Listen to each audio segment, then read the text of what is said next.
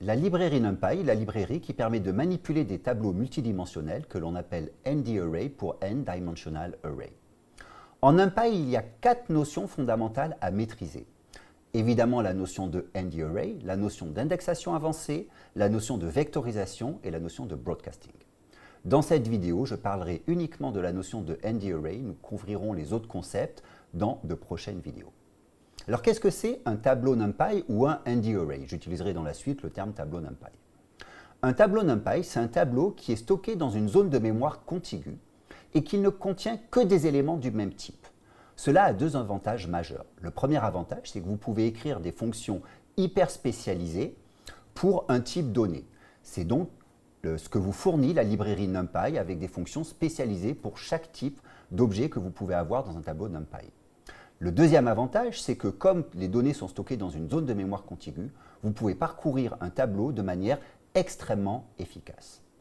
Ouvrons maintenant un notebook pour commencer à jouer avec les tableaux NumPy.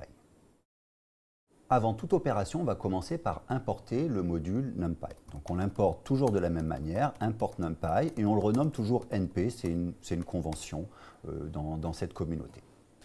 Alors, un tableau NumPy peut avoir une, 2 ou plus de dimensions. Donc, pour illustrer ce propos, je vais prendre l'exemple de la fonction once qui permet de créer des tableaux NumPy ne contenant que des 1. Donc regardons un exemple. np.once, et à once je vais lui passer un argument shape, et je vais lui dire qu'il prend comme valeur 3. Donc ça veut dire quoi? Ça veut dire qu'il va me créer un tableau à une dimension qui contient 3 éléments. Ensuite, je peux tout à fait passer à shape, non pas un entier, mais un tuple. Et dans ce cas-là, ça va définir un tableau, dans notre cas, qui va avoir 2 dimensions. Donc c'est un tableau à 2 lignes et 2 colonnes. Donc regardons cet exemple. J'ai bien un tableau à 2 lignes et 2 colonnes.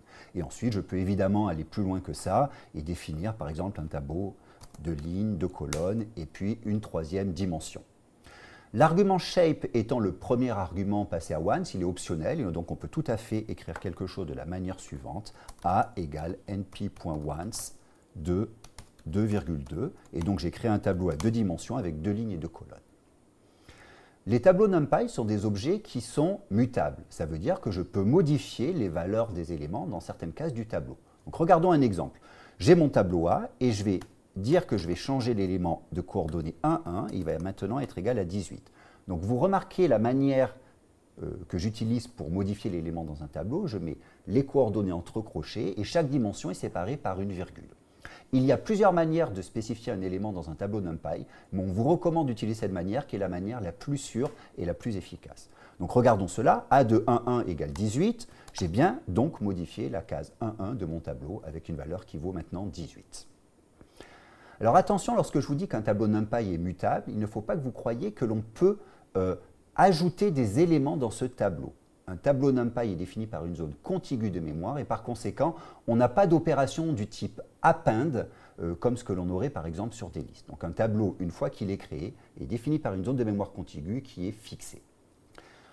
Une autre caractéristique très importante des tableaux NumPy, c'est qu'ils sont définis, les éléments stockés dans le tableau sont définis par un argument que l'on appelle dtype. En général, dans cet argument dtype, on va mettre ce qu'on appelle des types scalaires, des entiers, des floats, mais on peut également spécifier des types composites que vous verrez dans les compléments. Donc regardons les différents types scalaires que je peux mettre dans un tableau NumPy. Je vous rappelle que dans un tableau NumPy, tous les éléments doivent avoir le même dtype. Donc regardons cela. Dans np scalar type, je vais avoir, voilà, tous les éléments scalaires qui sont disponibles dans mon tableau NumPy. Donc je vais avoir des types entiers, int 8, int 16, int 32, int 64, qui signifie que j'ai des entiers codés sur 8 bits, 16 bits, 32 bits, 64 bits.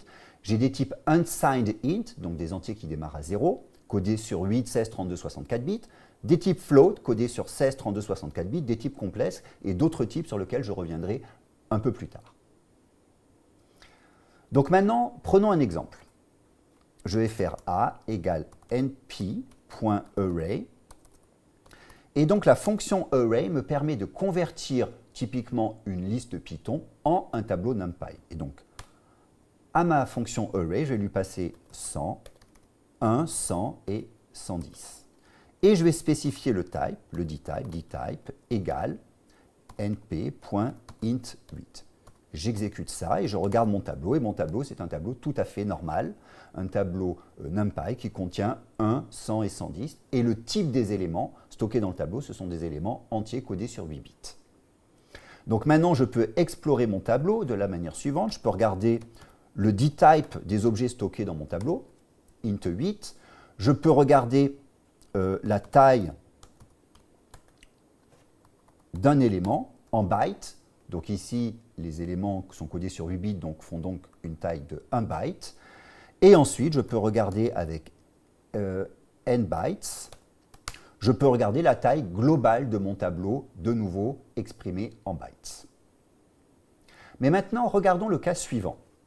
Je vais reprendre un tableau NumPy, mais maintenant, je vais lui passer 1, 4.5 et 128. Et je vais spécifier comme dtype toujours np.int8. Exécutons cela et regardons ce que l'on obtient. Alors ici, on obtient quelque chose qui peut paraître un peu surprenant. On a toujours notre 1, notre 4,5 a été tronqué.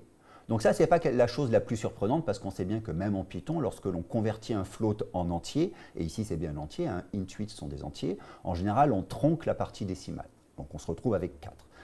Mais la partie la plus surprenante, c'est que mon 128 s'est transformé en moins 128. Alors, qu'est-ce qui s'est passé ici? En fait, je vous rappelle que le type des éléments stockés dans mon tableau, ce sont des entiers codés sur 8 bits. Ils ne peuvent donc prendre que 256 valeurs. Et en fait, ces entiers sont codés, vont de moins 128 à 127. Or, ici, j'ai voulu entrer la valeur 128. Donc, qu'est-ce qui se passe? J'ai dépassé la précision de mon entier 8. Donc, dans ce cas-là, j'arrive à la dernière valeur. 127, c'est la dernière valeur. Je reboucle à la première valeur. Et quelle est la première valeur? C'est moins 128. Si dans mon tableau, j'avais donné 129, j'aurais obtenu la deuxième valeur, c'est-à-dire moins 127. Alors, il y a une dernière chose importante à connaître sur les tableaux NumPy, c'est qu'il est courant en data science d'avoir des valeurs qui sont invalides, que l'on appelle de manière courante des valeurs NaN, not a number. Donc, regardons cela. Je vais prendre un tableau A qui va contenir 1, 2 et la valeur np.nan. Et donc maintenant, regardons le dtype de cela. Je vois que c'est float64.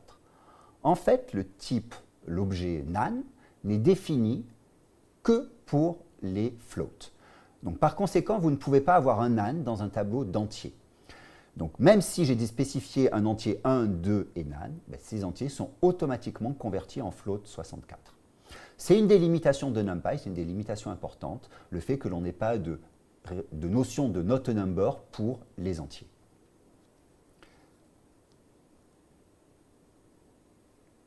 Alors, un autre point important avec les tableaux NumPy, c'est que NumPy peut faire de la conversion silencieuse. Donc, regardons un exemple. A égale np.array. Et donc ici, je vais spécifier le tableau 1, 2, np.nan. Et maintenant ici, je vais spécifier le type np.int32. J'exécute et qu'est-ce que j'obtiens ici? J'obtiens une erreur cannot convert float nan to integer. Donc ici, c'est un point très important.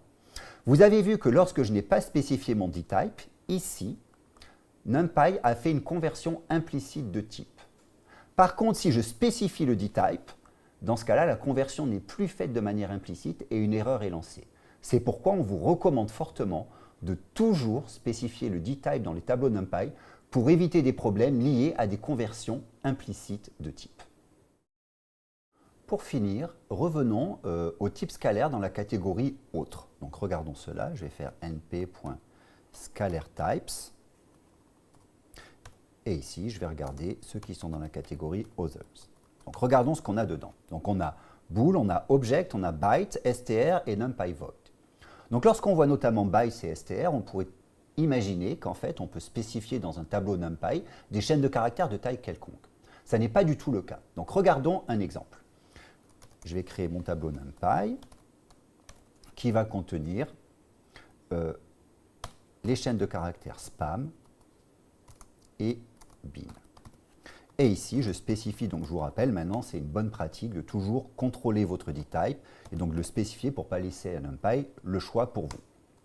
Je regarde mon tableau et mon tableau contient bien les chaînes de caractères spam et bin. Donc on voit ici que ce sont des chaînes de caractères Unicode qui contiennent 4 caractères. Donc le U c'est pour Unicode et le 4 c'est pour 4 caractères. Donc on voit donc ici que automatiquement NumPy a détecté que la plus grande chaîne faisait 4 caractères et a codé toutes les chaînes de caractères sur 4 caractères.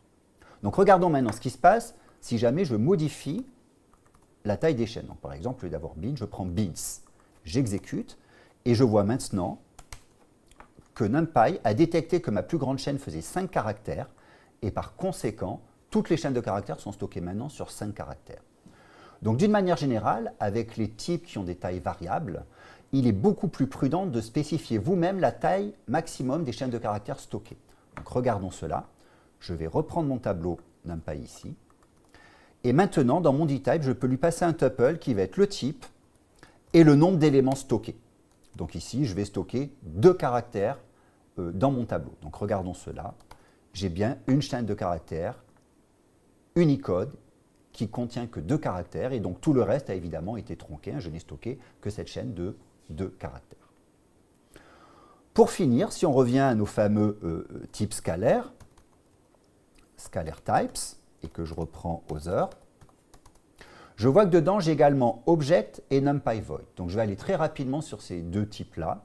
Object, en fait, vous permet de stocker non pas des objets dans votre tableau NumPy, mais des références vers ces objets. Donc, en fait, le tableau NumPy va maintenant plus stocker le contenu des objets, mais va stocker uniquement des références vers ces objets. C'est quelque chose qu'en général, on évite de faire parce que lorsque l'on utilise le type Object, on a une perte de performance importante sur tout ce qui est opération numérique. Le dernier type, c'est NumPy Void. NumPy Void vous permet de stocker des objets de taille prédéfinie, mais de type quelconque dans vos tableaux NumPy. J'en parlerai pas plus dans cette vidéo. Nous avons vu dans cette vidéo la notion de tableau NumPy. Donc la chose la plus importante à se souvenir à propos de ces tableaux, c'est que ces tableaux sont stockés dans une zone de mémoire contiguë et qu'ils ne stockent que des éléments qui sont tous de même type. Ce type peut être spécifié avec l'argument dtype et on recommande fortement de toujours contrôler le dtype pour éviter les conversions implicites. Il est classique en data science d'avoir des valeurs qui sont invalides. Sachez qu'en NumPy, les seules valeurs invalides, donc les not a number, ne sont compatibles qu'avec le type float. À bientôt!